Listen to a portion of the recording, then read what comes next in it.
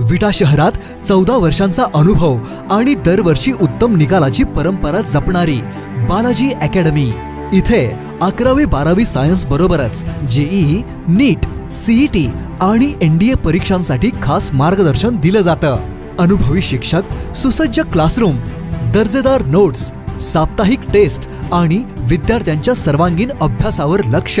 Hostel आणि मेसचीही सुविधा उपलब्ध, म्हणजे संपूर्ण अभ्यासासाठी आदर्श वातावरण।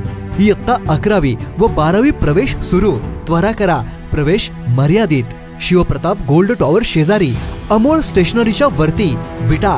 तुमचं यश आमचं ध्येय। बालाजी अकॅडमी विटा, आजच प्रवेश घ्या।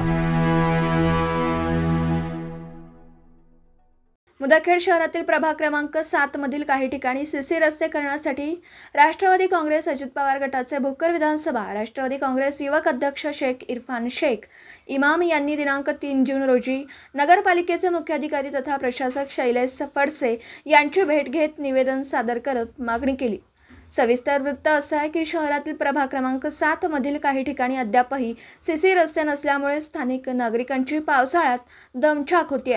तसेच मिल्लत नगरच्या बाजूस नवीन वसाहतीत मोठ्या स्वरूपात नागरी वस्ती असून या भागात नागरी सुविधांच्या अभावामुळे सीसी रस्ते नसल्यामुळे नागरिकांना चिखलातून मार्गक्रमण करावं लागतं। यासाठी स्थानिक प्रशासनाने या भागात पक्के सीसी रस्ते बांधकाम करून सर्वांगीण सुविधा उपलब्ध करून देण्यासाठी शहर विकास आराखड्यात मागणी केलेल्या भागात सीसी रस्ते बांधकाम करून देत पायाभूत सुविधा उपलब्ध करून द्याव्या अशी मागणी निवेदनाद्वारे करण्यात आली आहे।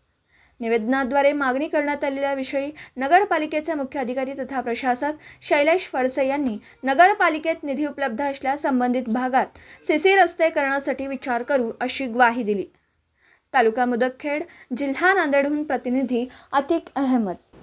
दिवसभरातील घडामोडींचा आढावा घेण्यासाठी पाहत रहा N24 मराठी न्यूज चॅनल।